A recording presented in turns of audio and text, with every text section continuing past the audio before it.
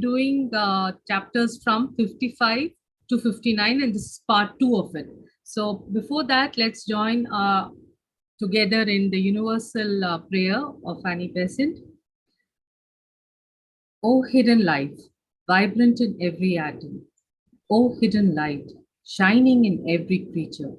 O hidden love, embracing all in oneness. May each who feels himself as one with thee know he's also one with every other. So take it away, Vibha. Thank you. Thank you, Vimalji and Pradeepji. And a very warm welcome to all of you for today's class on Mahatma letters. We were studying these letter number 55 to 59. And we have completed letter 55, 56, 57 in our last session, which was mainly about Eglinton, William Eglinton, who was a medium. He had come to India to investigate theosophy and find out about HPB and the Mahatmas. And while he was returning to England, how the Vega incident took place when Mahatmaji appeared on the ship, which was named Vega. And then they had a meeting and his belief in the Mahatmas was reaffirmed. Now, the last two letters, that is letter number 58 and 59. So they are about T. Subbarao. T. Subbarao was repeatedly requested by Madame Blavatsky and also by Mahatma M. to give instructions in practical occultism to AP Senate. So both these letters pertain to that. And this is what we will be studying today. So let me share the slides with you.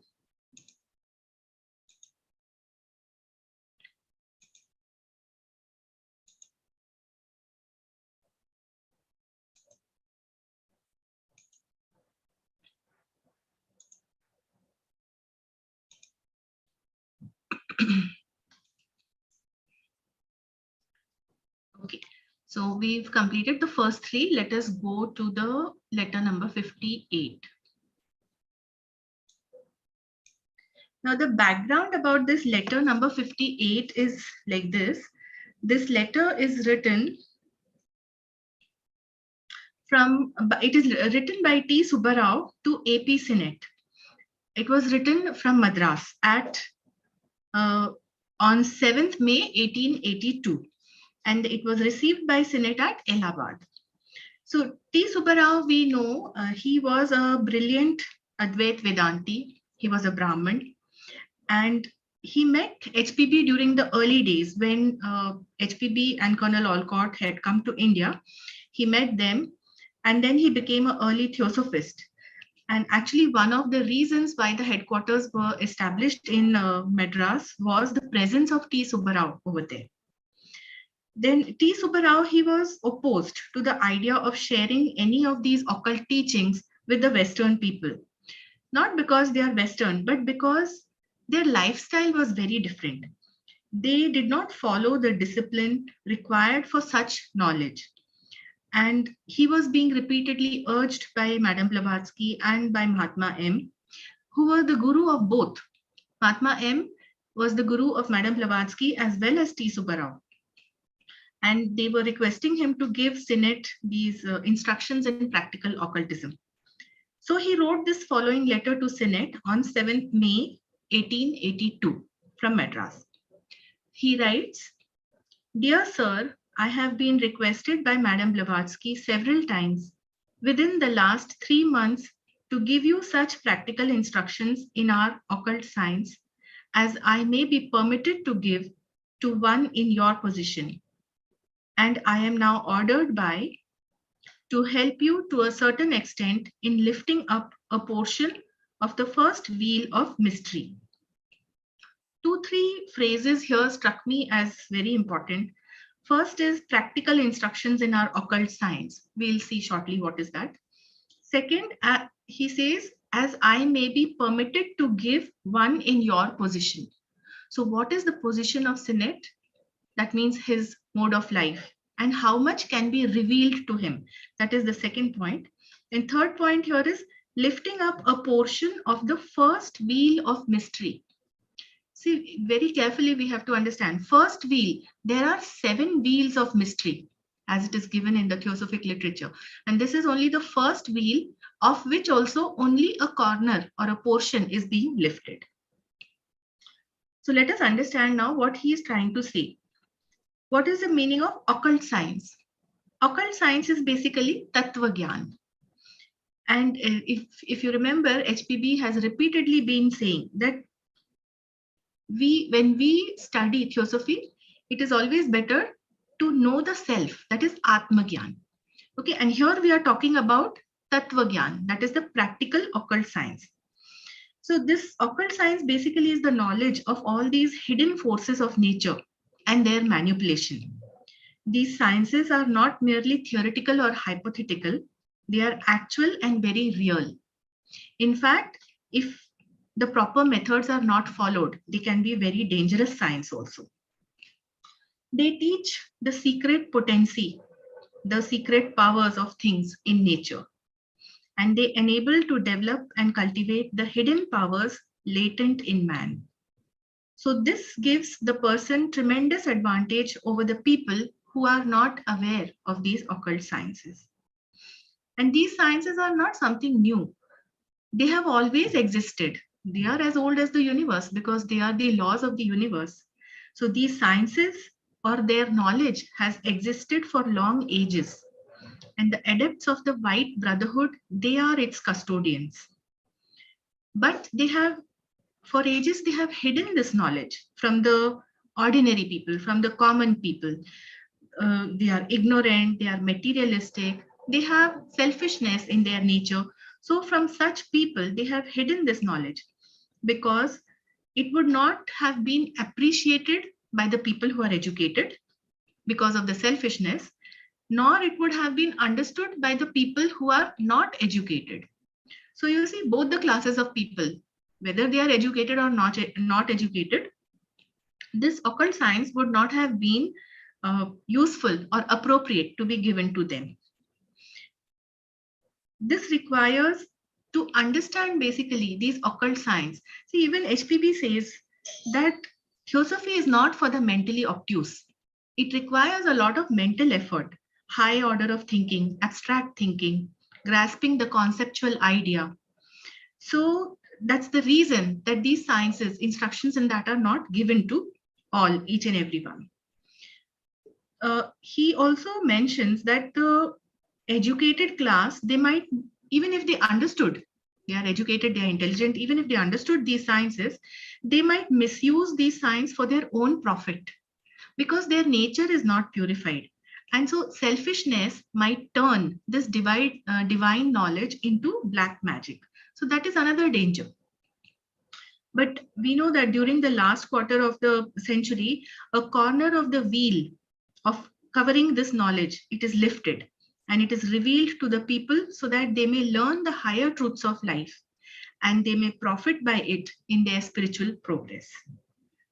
So HPB, therefore, she had been repeatedly requesting Subbarao to give instructions to AP Senate in practical occultism.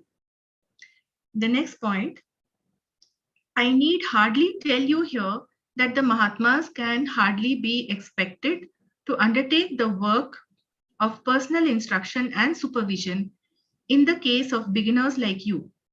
However sincere and earnest you may be in your belief in their existence and the reality of their science and in your endeavors to investigate the mysteries of that science. The adepts of the White Brotherhood, they have a great grand task before them. And we have hardly a complete conception about it. We cannot even imagine what can be their tasks. But among other things, we know that they work for the spiritual upliftment of the entire world. And this includes humans and also the subhuman kingdoms. So they are always working for sending the spiritual forces for the spiritual upliftment of entire humanity. Naturally, they cannot take up tasks of personally instructing and supervising the beginners. But such beginners who are sincere, who earnestly believe in the Mahatmas, who do good work in their name, who believe in the reality of these occult sciences and who make the necessary mental effort to study and investigate these mysteries, they are given help. And how does this help come? This help comes equally to everybody. It is the guiding thoughts of the master which radiate in the mental atmosphere. Also, help from some one of their chela. It always pushes the people for further progress.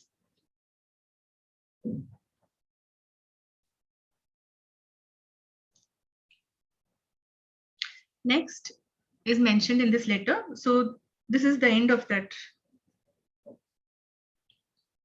There's one more slide, I think. When you know more about them and the peculiar life they lead, I am sure you will not be inclined to blame them for not affording to you personally the instructions you are so anxious to receive from them. So that is the reason they cannot give personal instructions. And when Sinet will come to know, he will gain a better understanding about the Mahatmas, the kind of life that they lead, and he will understand a little about the work that they do. Then he will not hold this grudge that they are not giving him personal instructions. Because right from the beginning, both Hume and Sinet wanted the Mahatmas to give them instructions on one-to-one basis. But on many occasions, Mahatma KH himself has written in his letters that he could not, even if he would like to. He is held back by his duties and by the laws of the White Brotherhood.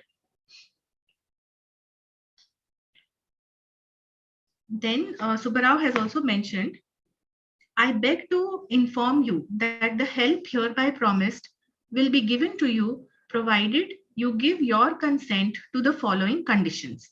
He has listed certain conditions which Sinet has to follow. First, you must give me your word of honor that you will never reveal to anybody, whether belonging to the Theosophical Society or not, the secrets communicated to you unless you previously obtained my permission to do so. Second, you must lead such a life as is quite consistent with the spirit of the rules already given you for your guidance. Third, you must reiterate your promise to promote, as far as it lies in your power, the objects of the Theosophical Association. Fourth, you must strictly add up to the directions that will be given to you with the instructions herein promised. So as we are already seeing that practical occultism requires very strict discipline.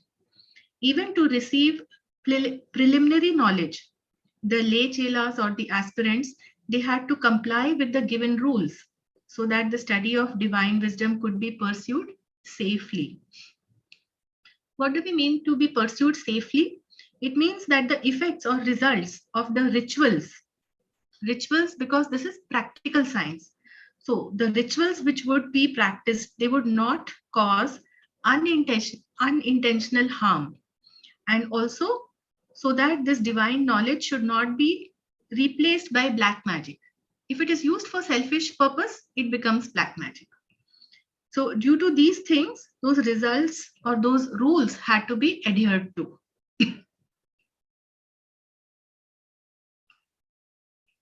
It is said that the path of knowledge is a double-edged sword. And to receive such instructions, Sinet was asked to lead a life consistent with the spirit of the rules. See here the words, they have such a deep meaning. He's saying lead a life consistent with the spirit of the rules. Meaning one should not try to find loopholes in the rule and then circumvent that rule. I'll give you an interesting example. See, if say one of the rule is like not to consume animal meat.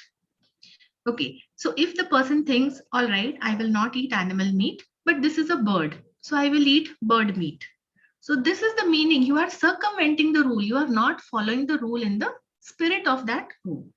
So that's what he's telling Sinet, that you should follow all the rules in their spirit. Then to practice practical occultism, it is imperative that the person to whom this knowledge is imparted, he should strictly comply with the spirit of the rules which are laid down. This is of utmost importance so that he may not only prevent inadvertent injury to his own self, but more importantly to others. That is another danger, that you can unintentionally also hurt others. So T. Subbarao told Senate that he would be given instructions only if he would give his express consent that he will comply with these 4 conditions which are mentioned. He will not reveal the secrets to anyone. He will lead a life to comply with the spirit of the rules. He will promote to the best of his ability the objects of the Theosophical Society. And he will strictly adhere to the directions which are given to him along with the instructions.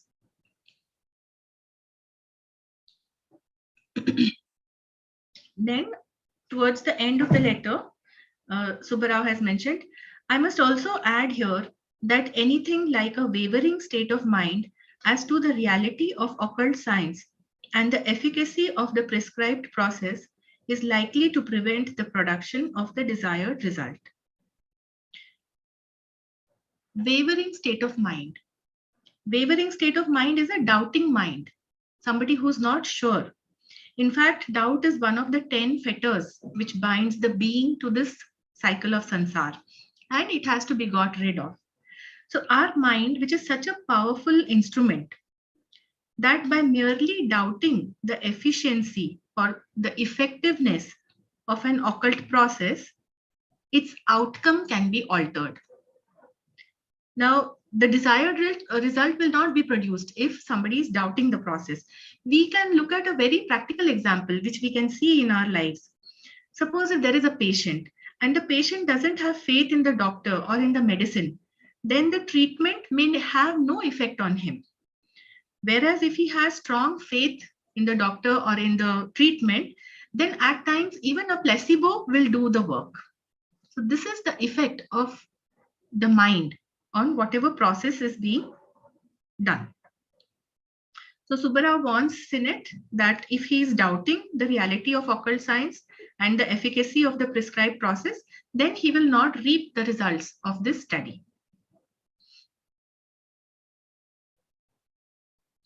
He also asks him, in sending me a reply to this letter, I hope you will be good enough to let me know whether you are acquainted with the Sanskrit alphabet and whether you can pronounce Sanskrit words correctly and distinctly. Correctly and distinctly. See, very clear. This is another important requirement for gaining occult knowledge. Great occult knowledge is embedded in our shloks and mantra and scriptures, which are written in Sanskrit by the great rishis of the past.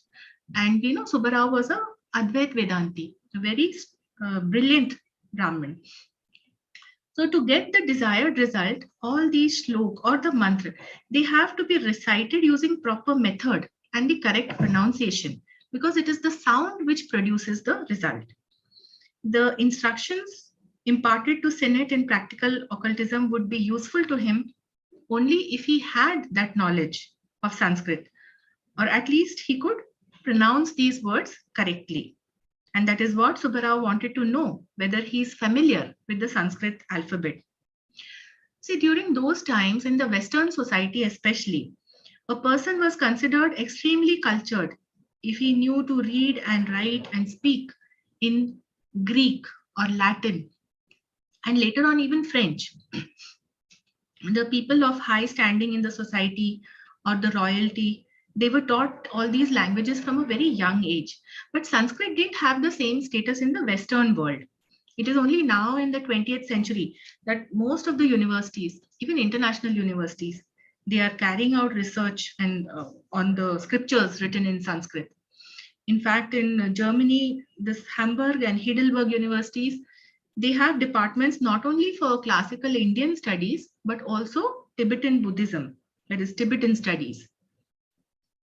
So at that time, T. Subbarao wanted to know whether AP Senate was familiar with the Sanskrit alphabet. And this is the end of his letter.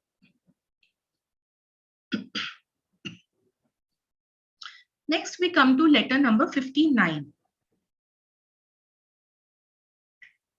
Now, when this communication was going on between T. Subbarao and Senate, so Senate had written a letter to T. Subbarao. which Subbarao forwarded to Mahatma M. And in that, he added his own comments. Then Mahatma KH thought that Mahatma M will not give immediate attention to Subbarao's letter. So he extracted those comments and he included it in his own letter, which he wrote to Senate. It is this letter, letter number 59. And he did this for Senate's benefit. Senate was always very impatient. He wanted everything to happen now. So that's why Mahatma KH replied to him or wrote a letter to him and he extracted those comments. So Subbarao's comments are given in this letter. So first we'll read what are Subbarao's comments and then after that we'll come to what Mahatma KH writes.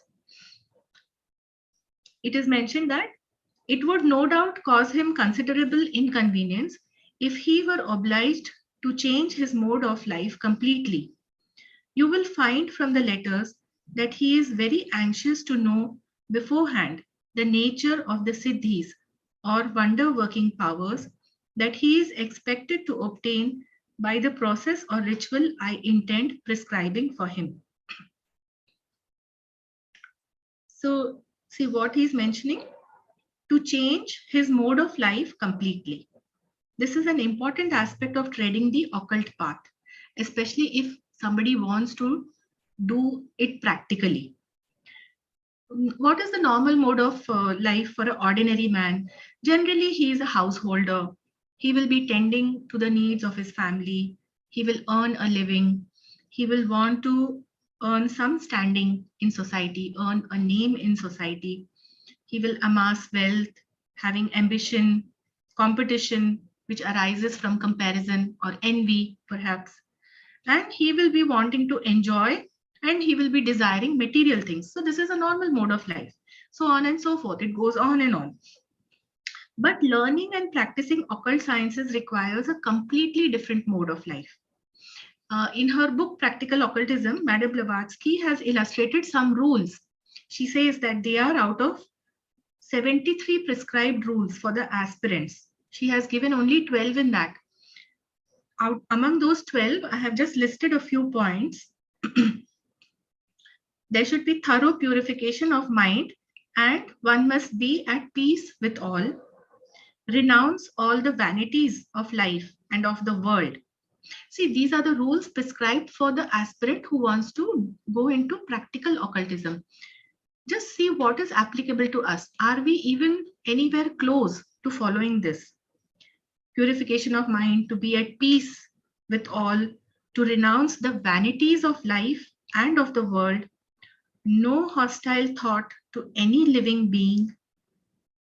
Then, while being at one with all in his inner nature, he must take care to separate his outer, that is external body, from every foreign influence. These are the magnetic emanations from every living creature. Look at the strictness of the rule. You know, internally you are one, but externally you have to practice that separation. In fact, Annie Besant used to keep her cup and plate also separate in which she ate. Those utensils she kept separate. Then discipline like no animal food, no alcohol, meditation, abstinence, observation of moral duties, gentle thoughts, so on and so forth. And HPB mentions that it is useless to give all 73 rules because even these few rules, those 12 rules which he has mentioned, they are enough to show the immensity of the difficulties which beset the path of the would-be upasak. Upasak is the aspirant who has been born and bred in Western lands, because in that Western culture, this kind of concepts did not exist. Now, AP Sinnett, he was an influential member of the British High Society. He was the editor of the Pioneer, and he was a family man. So even though he was humble, he believed in the Mahatmas, and he earnestly wished to learn the occult science, yet this kind of change in mode of life, it would be considerably inconvenient to him. We have just seen what kind of change would be required, those few rules which we read out. Then another point is the motive. Motive is most important. Why do you want to learn the occult sciences? Total selflessness and good of all alone can be a worthy motive to learn these sciences. Sinnett was to be given instructions so that he would attain certain siddhis. And he was very curious and eager to know what are these siddhis, the nature of these siddhis, what kind of powers they would give him. Even before he had embarked on this process, even before he had started the discipline, he was eager to know what it is. Siddhis are actually powers, which can work wonders. They will seem miraculous, but they are not magic. The disciple learns to work with the occult properties and forces of nature to produce these wonders. So it is kind of a higher order physics. It is not magic.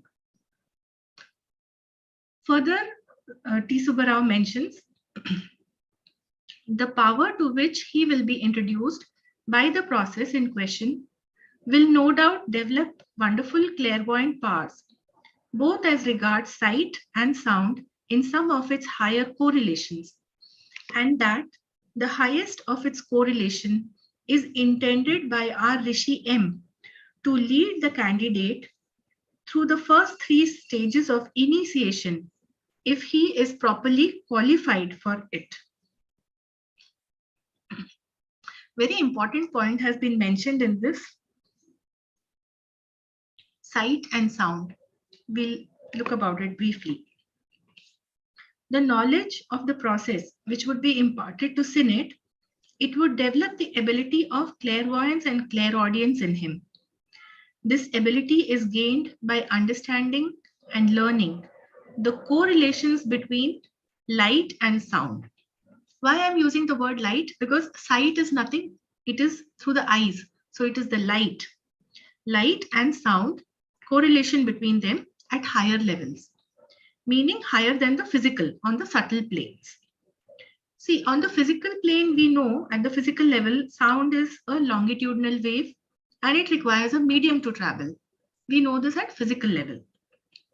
Light, we study as an electromagnetic radiation, which does not require a medium to travel. But from a spiritual standpoint, light is knowledge. Light is called Brahma Chaitanya. So it is the source of all knowledge. And sound, it is referred as Shabda Brahma. That means it is the source of all forms, the entire universe and everything included in it. So that is the spiritual standpoint. In exoteric parlance, it is given in our Puran and other scriptures as Shiv Shakti, Bindu and Nad. And in various philosophies, it is referred to in different ways. But occult science alone gives the various correlations. That means the actual physics behind it, the actual correlations behind light and sound at subsequently higher levels, higher than the physical, as they manifest on the subtle planes. So that is the kind of knowledge that was to be imparted in this instruction of occult science. And it was Mahatma M's intention that if a candidate is properly qualified for chelaship, qualifications we have studied, it was a big part of these letters for probation and discipleship.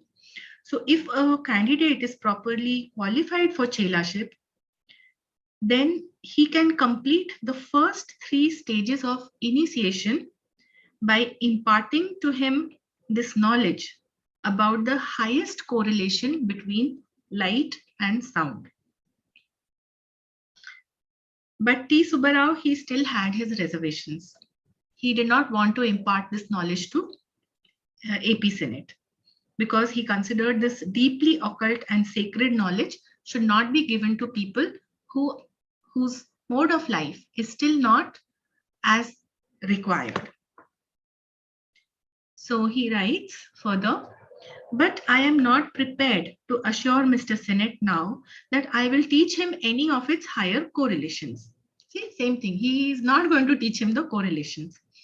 What I mean to teach him now is a necessary preliminary preparation for studying such correlations. Then part of the letter is missing here. My proposal into consideration. So T. Subbarao, he stood by his strong views, not to impart the higher knowledge of occult science to people who are not prepared for it yet. He would give Senate knowledge only about the prerequisites which are required for studying such correlations, and he requested Mahatma M to consider his proposal. Then towards the end, he says, as I have been wandering here and there since my arrival here, I have not been able to complete my second article with reference to Mr. Oxley's book, but I will try my best to finish it as soon as possible. So here the comments of T. Subbarao, they come to an end. These were the comments. T. Subbarao was probably writing some articles regarding a book by Mr. Oxley, and he tells Mahatma M that it is not completed, but he will complete it soon. Now, after this are Mahatma KH's message to Senate. So all this extract was in this letter from Mahatma KH to Senate.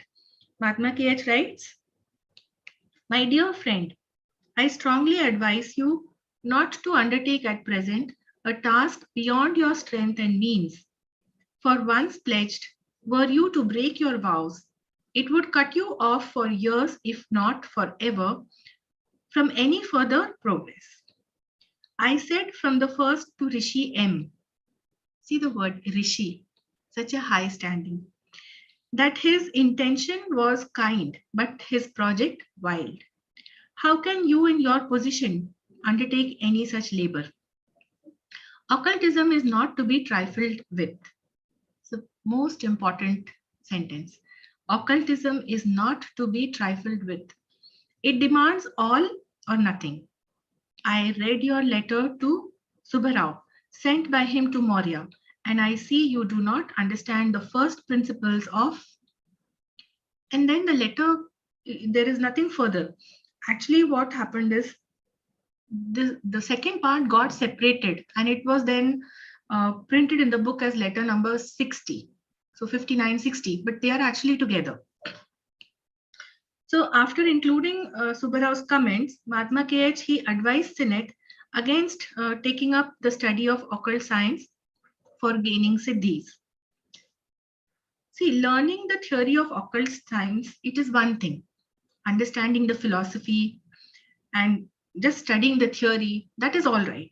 But practicing it to acquire the higher powers is quite another, and it is fraught with its own dangers if all the rules and procedures are not adhered to.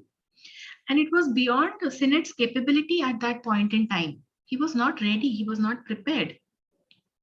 If he took the step forward, pledging himself for practical occultism, then there could be no turning back. Otherwise, his spiritual progress would be severely hampered, if not come to a complete halt. So this should serve as a note of caution, rather a strong warning for everybody who hanker after occult science to gain siddhis. Once you pledge yourself, there is no going back, else there will be repercussions. The master's words are, occultism is not to be trifled with. Do not take it lightly. It demands all or nothing. Meaning completely your mode of life has to be changed. And then you have to adhere to it. You cannot go back to your old ways of living. So it demands all or nothing. Everyone, including ourselves, we must pay heed to these words. And he even mentioned that this risk which Senate is facing in going forward for practical occultism, he mentioned this risk to Mahatma M. Mahatma M was doing it in all good intentions, but yet this risk was real. So Mahatma KH, in his wisdom, he knew that at that point in time, Senate could not successfully take up this mission, and it would result in failure. It would harm Senate. And Senate was eagerly jumping forward because he did not understand the severity of even the first principles of Chela training. That is what Master is telling him. You don't understand even the first principles of Chela training. So in this, actually in the letter number 60, which is a continuation of this letter, all what he has mentioned to Senate, it is given over there. Since it is not part of this letter, I will only briefly tell you the important point. There are 2 points which are very important. Mahatma KH says that instead of going for practical occult science, which was beyond his strength, meaning Sinet's strength, he should profit by learning the philosophy of the phenomena, their doctrines of cosmogony, and the inner man, and such other studies. See, repeatedly he's telling, understand the theory, profit by learning the philosophy of the phenomena. Don't do the practical phenomena, just profit by learning the science or the philosophy behind it. Learn the doctrines of cosmogony, learn the inner man, meaning the constitution of man, who is the real man, and such other studies. So this is an advice for us also. It is a pointer for us what we must study. And we must study and apply this in our daily life for our spiritual transformation. And that letter 60 contains one more important point, which states that the Brahmanical esoteric teachings or Advait Vedant and the Aratic Buddhist teachings, they are identical. Master KH himself mentions this. The difference is only in their terminology. So with this advice to Sinet, Mahatma KH has written this letter. And with this, we complete these letters 55 to 59. Thank you. Thank you, Vibhaji, and as usual, wonderfully explained. If anybody would like to ask any question or add anything to this, please feel free to do so now.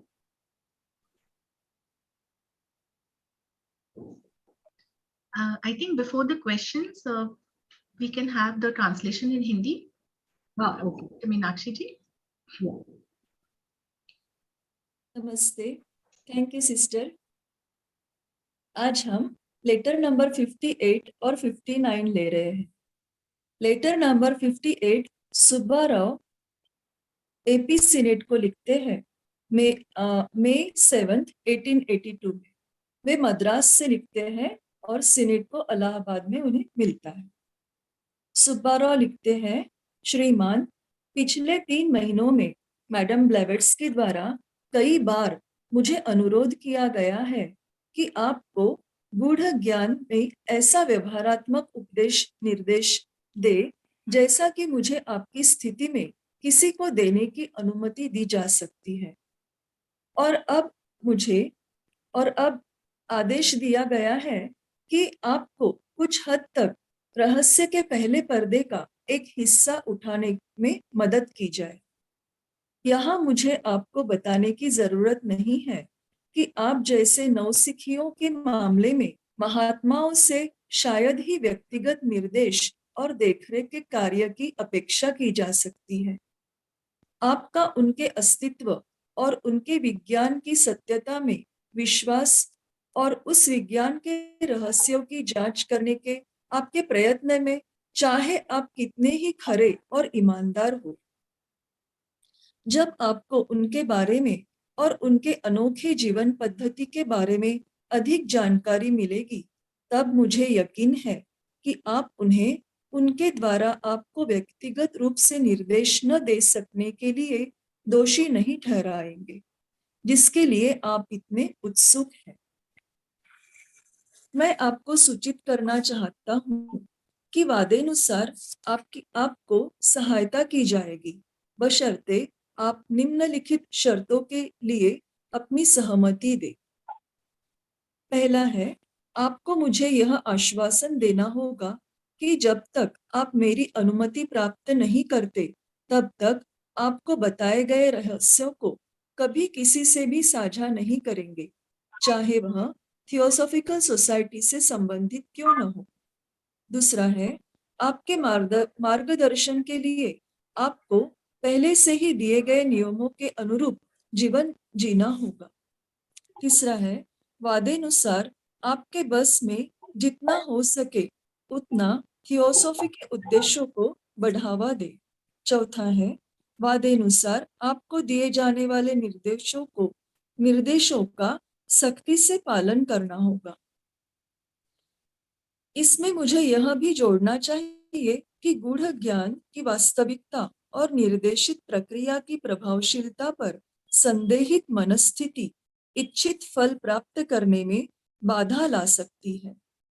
मुझे आशा है कि इस पत्र के उत्तर में आप मुझे बताएंगे कि कहीं आप संस्कृत वर्णमाला से परिचित हैं और कहीं आप संस्कृत शब्दों का सही और स्पष्ट उच्चारण कर सकते हैं। आगे लेटर नंबर 59 में टी सुब्बा राव लिखते हैं, इसमें कोई शक नहीं कि अगर एपी सीनेट अपने जीवन के तरीके को पूरी तरह से बदलने के लिए बाध्य होते हैं तो उन्हें काफी असुविधा होगी।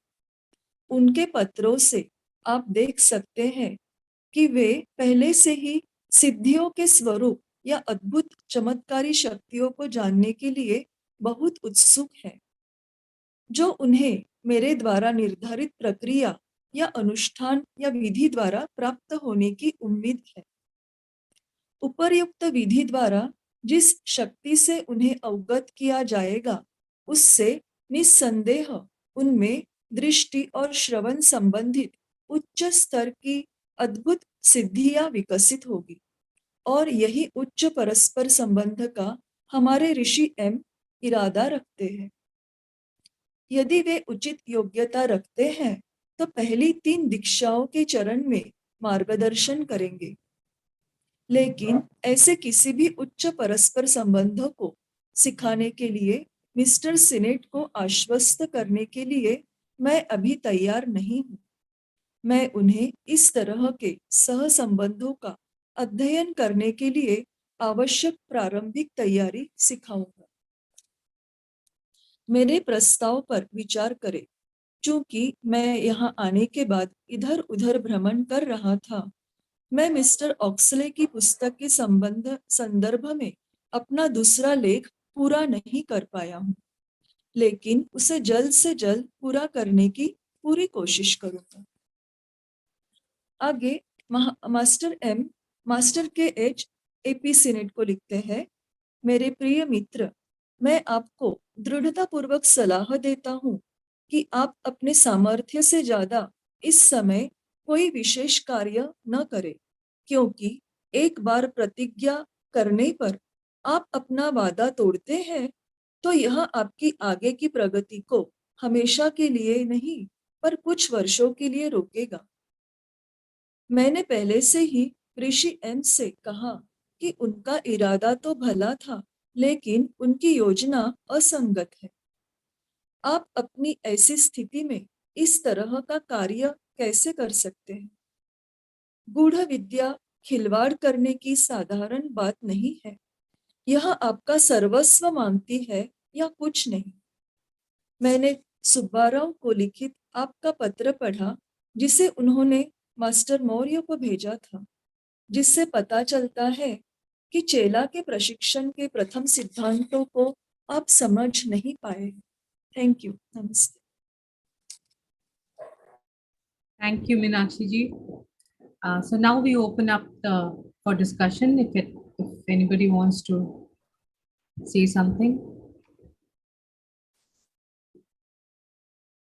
Yes, these were 2 very short letters which we have been able to complete with a lot of time remaining. So and these are some very interesting pointers which have been given in these letters. So if someone would like to add or discuss on these points, please go ahead. And we would also like to have the views from Shinde sir and Pradeep ji on these 2 letters. I like to add one thing. In my last visit to Banaras, I met Brother Sundaram and Manju Sundaram. Both are very closely linked with J. Krishnamurti. J. Krishnamurti, more often he will in the Upanishad, he has not read this Upanishad and other text. But Manjuji's father is Samant. He is very well versed in Sanskrit and music also. So most of the time Krishnamurti learned Sanskrit from Brother Samant, who is the father of Manju Sundaram. And Brother Sundaram father, he wrote whatever speech delivered by Krishnamurti in a long handle.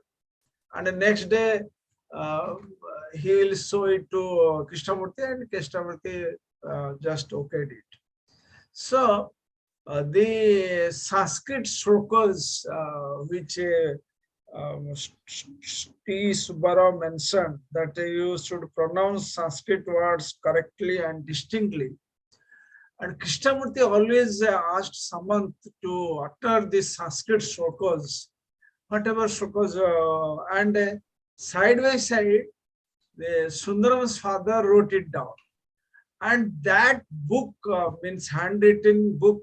It is still available in Ohio, the Krishnamurti Foundation Center. Someone, I don't remember exactly who is that person. He just few years back, he told Manju Sundaram and S. Sundaram, that book still intact in that Krishnamurti house at Ohio. So these two gentlemen, one is father of S. Sundaram and another is Samant, is also father of Manju Sundaram. Both are closely linked with J. Krishnamurti, and they actually, maybe there may be some audio cassettes which Brother Samant, while he uttered the word before the J. Krishnamurti. So that was the Sanskrit words here mentioned, that when you to get some, of course it is Advaita Vedantic mode of training, so it required this Sanskrit word correctly and distinctly. That I have to add. Yes, sir. Shindita wants to say something. Yes.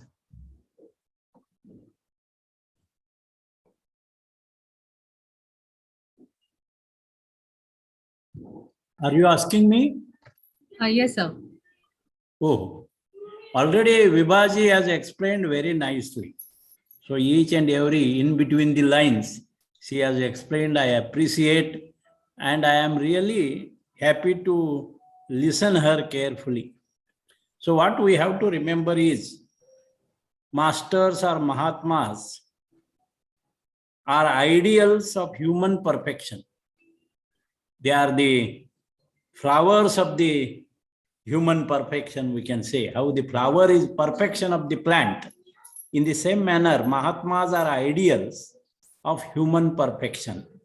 And when Mahatmas are instructing, then the truth they are telling. So there has to be some faith in it. HPB and T. Subbarao, both were their agents. As Vibhaji told, they were the disciples of the same master, M. And the occult path involves physical, psychological, and spiritual discipline. So it is essential to have physical discipline, psychological discipline, spiritual discipline. Otherwise, it deceives us. Even if we have faith in the masters, if we are meditating, if it is the conviction of the master, then we may see their visions in our meditation. But that is again human mind's projection. So when we remember Mahatmas are ideals of human perfection, then we have to be aware simply of that perfection. That is enough, not expecting anything. And such kind of occult training is required both at physical level, psychological level, and also spiritual level. So this is what instruction was given through T. Subbarao and H.P. Blavatsky to AP Senate. And we think of in terms of AP Senate. We are Like AP Senate, we also want to see the Mahatmas. We want to also know without any efforts, results. And even this Ganesh Murti we bring, and he is the goddess, or he is the god of Riddhi Siddhis. All kinds of powers he is giving. And when we know this, and how we worship it is important.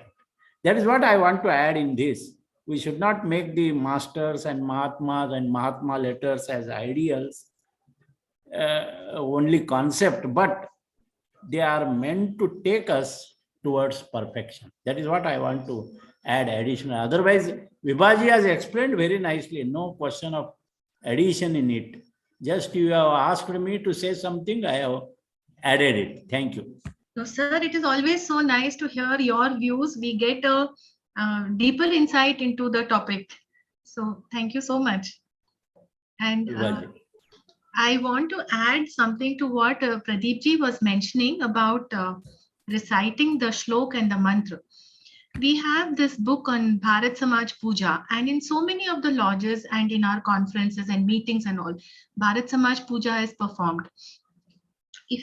I was going through that book, how those shlok and mantra are written.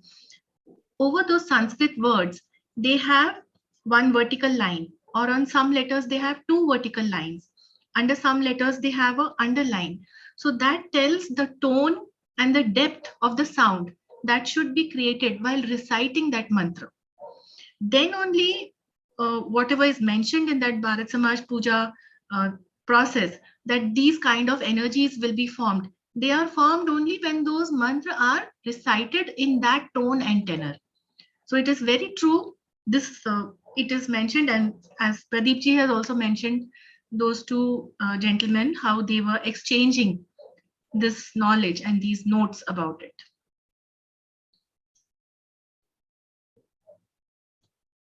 So that's it from my side. Yes, Vimalji. Would you like to close now, sir? Pradeepji? I think we have another 8 minutes to 9. Yes.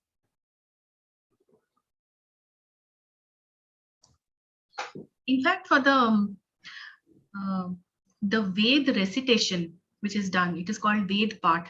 There are some 7 or 11 ways of reciting the Vedas. It is called Ved part. And the Ghana part is the most difficult or advanced way of reciting the Vedas. You can hear it. I think many of it is available on the YouTube also. Ghana part.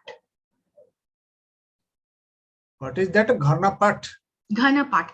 Ghana part means reciting in the method of a bell. Ghana. How the bell rings to and fro, to and fro. So the words are sounded like that, to and fro.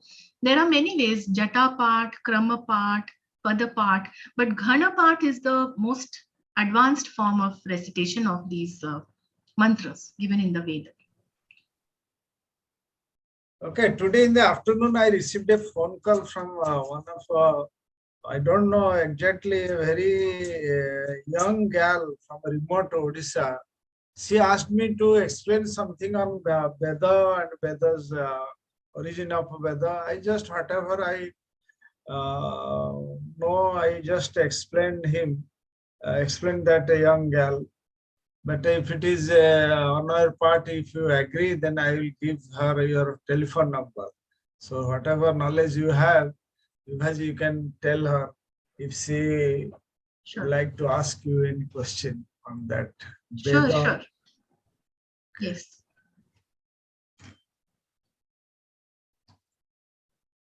If there is no further question, then we will close. Yes. Vibhaji, would you like to say the closing prayer or shall I say? You can go ahead, Vimalji. Why not?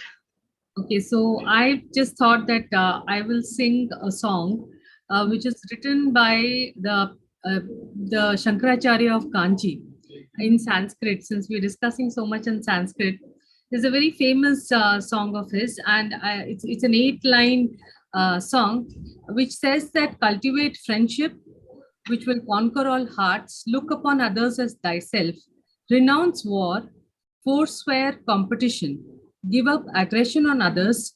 Earth, our mother, is here ready to give us all our desires. We have the Lord of our Father, compassionate to all. Ye people of the world, restrain yourself, be kind. May all people be happy and prosperous. Let good happen to all, is what it says. So please bear with me. I'm not a singer, but I'll just try, and we'll end with this. Maitrim bhajata akhila hrichetrim. Maitrim bhajata akhila hrichetrim. Atmavadeva paranapi pashyata. Yuddham tyajata स्पर्धां त्यजत परेष्व अक्रमाक्रममं मैत्रीं भजत अखिलहृचेत्रीं जननी पृथ्वी कामदुगास्ते जननी पृथ्वी कामदुगास्ते जनको देवः सकलदयालु जनको देवः सकलदयालु दाम्यत दत्ता दयध्वं जनता श्रेयो भूयात् सकलजनानां श्रेयो भूयात् सकलजनानां मैत्रीं भजत अखिलहृचेत्रीं. Thank you. So nice, Vimalji. Very nice. Thank you for sharing that with us. It's a beautiful poem by the Shankaracharya, written by him. Yes. And I thank all of you for joining us for today's study class. Thank you. Thank you.